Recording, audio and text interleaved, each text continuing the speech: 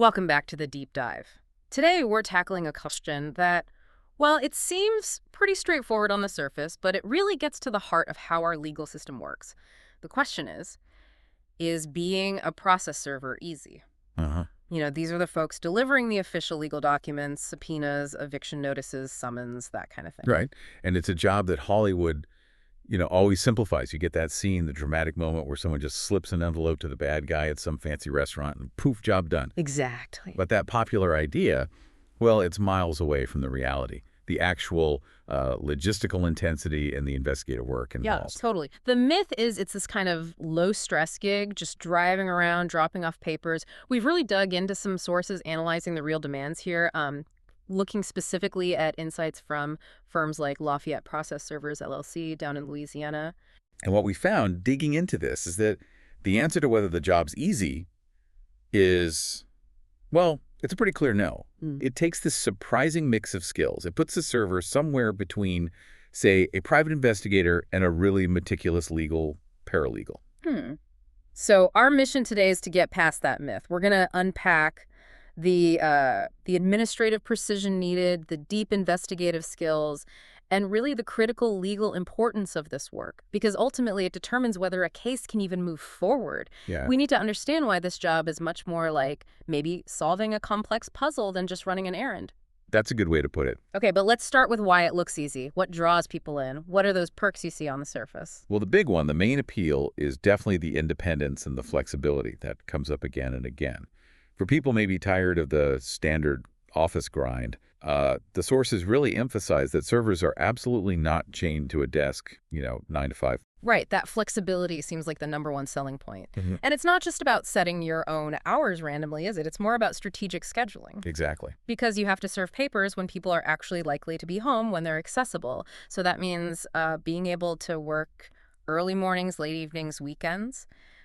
That's kind of essential for actually getting the job done. Right. They're basically managing their own territory, their own workload. They are, their own boss on the road, essentially. Planning the most efficient route, deciding when to attempt to serve based on what they figure out about someone's routine, managing their time completely on their own. For someone who's a self-starter, that freedom is, it's a huge draw. But that independence, it sounds great, but it comes with a ton of hidden responsibility, doesn't it? Before we get to the really tough parts, maybe we should underline why this role is so crucial to the whole justice system. Why are they so essential? Well, it boils down to upholding the bedrock of American justice, due process. The sources really highlight that a process server is like the constitutional link between a lawsuit being filed and the defendant actually being notified. Okay. Without that legally verifiable notification, which is called service of process, the court basically has no power, no jurisdiction over the defendant. Wow. So what if a server messes up? Like they can't find the person or they make a mistake and The case just stops. It hits a wall. The court literally cannot move forward. It can't issue rulings, can't enforce judgments if it can't be confirmed legally that the defendant was properly informed. So the whole system depends on it. The entire judicial machine, From, simple landlord disputes all the way up to massive corporate lawsuits, it all rests on the absolute precision of that initial delivery. Okay. So now let's shift gears. Let's talk about the parts of the job that really shatter that myth of it being easy. The flexibility is there, sure, but the commitment needed is, well, it's intense. Right. So if the server is their own boss, why can't they just, mail the papers or hire some cheap courier service? What makes the actual serving part so specialized and, frankly, difficult? Because, and this is key, the job title itself is a bit misleading. They aren't just delivering documents. They're investigating and then validating that delivery. Okay. That's the core insight right there. It's an investigative job kind of hiding as a delivery service. Absolutely. Very often, the server is dealing with people who are actively trying to avoid being served. So the challenge becomes what's called skip tracing. Skip tracing. Using databases, public records, sometimes surveillance techniques, and just sheer persistence, really, to solve the puzzle of where someone is, what their work hours are, their daily routine. This can mean spending hours just waiting, sometimes trying to be inconspicuous or observing from a distance, just to confirm that the target is actually at a specific address at a specific time. So it turns a simple address into this, moving target. Okay, so success means being a pretty good detective. But then once you actually find the person, The difficulty shifts, right? From figuring things out to managing emotions. Exactly. You hit the nail on the head. You are almost always the bearer of bad news. Nobody's ever happy to get a summons for divorce or an eviction notice or a subpoena. Yeah, I can imagine. The sources are really clear on this. Mhm. A server absolutely must have a profoundly thick skin, and professional de-escalation skills are critical. How bad can it get? Like, how volatile are these confrontations typically? What are servers facing day to day? Oh, they encounter the whole spectrum. Everything from really aggressive verbal abuse, yelling, insults, to people trying to run away, slam doors, or even sometimes physical confrontation. Wow. And through all that, the server has to remain perfectly calm, totally professional, execute the serve, which often involves saying specific legal words, and then get out of there, all while the person might be shouting, crying, making threats. You have to maintain absolute composure and professionalism when faced with raw, intense, negative emotion. That sounds like a huge psychological burden. It requires skills that have nothing to do with driving or filling out forms. It really is. And connecting this back to the schedule we talked about, while the hours are flexible, they're also deeply unpredictable and often, frankly, antisocial. Antisocial. Well, if you want to be successful, you have to work when people are most likely available, right? Right, when they're home. Which usually means your evening hours, say from 6 p.m. to 10 p.m., and your weekends. Those are often your busiest, most productive times.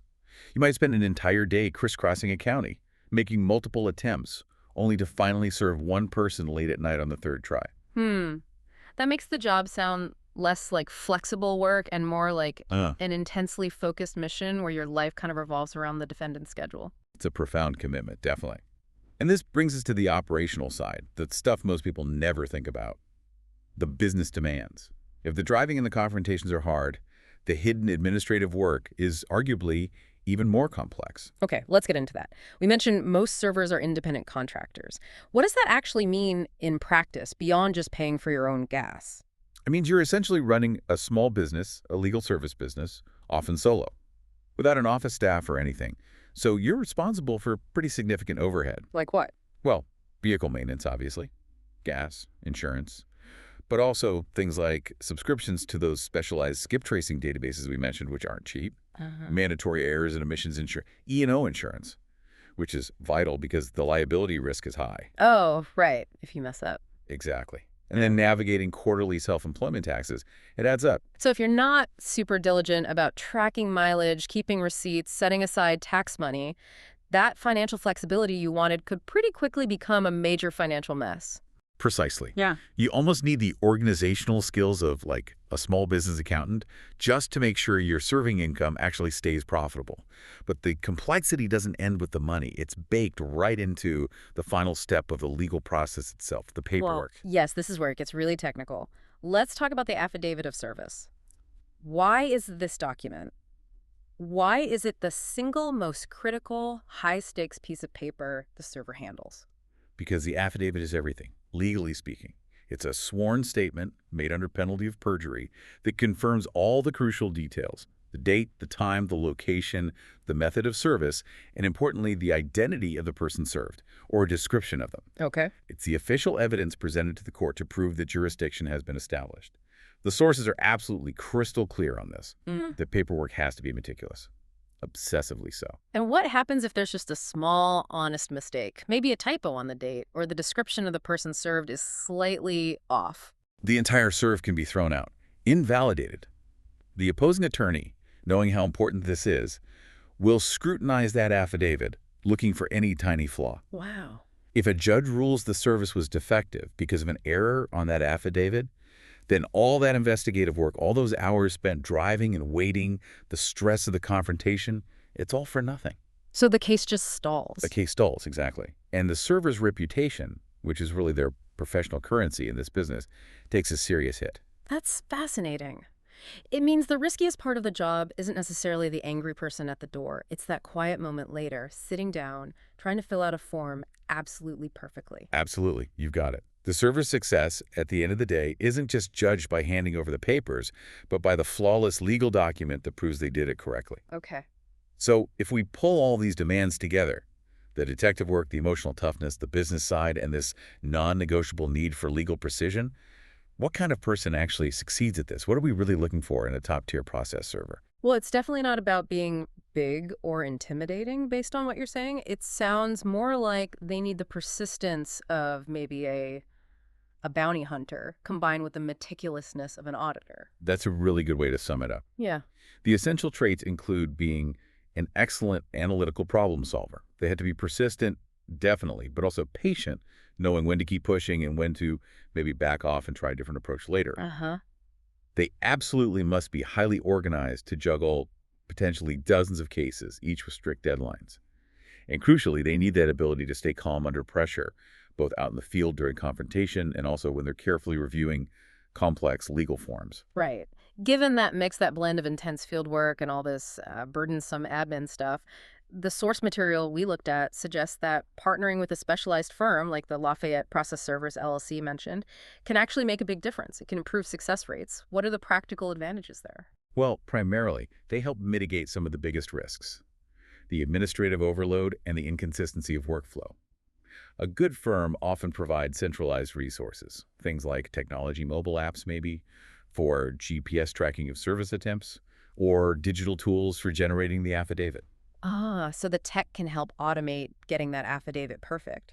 It can certainly help reduce the risk of simple clerical errors, yeah. Plus, the firm usually handles the back-end stuff, dealing with the clients, the marketing to get cases, the often complicated invoicing and billing process. Okay, so that frees up the server. Exactly. For the independent contractor working with them, it means they typically get a more consistent flow of cases, which avoids that kind of feast or famine cycle you can get working totally solo. And it lets them focus their valuable time and energy on the parts they do best, the investigation and the actual serving. It's a way to get some structure and admin support while still keeping a lot of that independence. Oh. So, to wrap up our deep dive here, is being a process server easy? Clearly not. It's a demanding job, legally high stakes, requires a lot of resilience, sharp investigative skills, and that administrative perfection we talked about. Yeah, it really sounds like a true entrepreneurial path, but one suited for people who genuinely thrive on solving problems and value their independence. The sources seem to conclude that for the right person, someone self-motivated, super organized, resilient, it actually can be an incredibly rewarding and even lucrative career. But precisely because it's so challenging, it weeds out those who underestimate the difficulty. Well said. And this brings us to our final, maybe provocative thought for you, the listener, to ponder. Think about the enormous, complex machinery of our civil justice system. Every single legal action, from settling a basic personal injury claim to filing a massive corporate antitrust lawsuit. Every single one is kicked off and validated by the meticulous, challenging, and often totally unseen work done by these invisible investigators. Just how dependent is our whole idea of legal fairness on their precision? That's a really fascinating way to think about it, those hidden gears of the legal world. Indeed. And before we close out, we do have our mandatory legal disclaimer. Please remember, this discussion provided general information about the process serving profession. It's not intended as legal advice, and it's definitely not a substitute for consulting with a qualified professional. Right. If you yourself have been served with legal papers, you should contact a qualified attorney immediately to discuss your specific situation, your rights, and your options.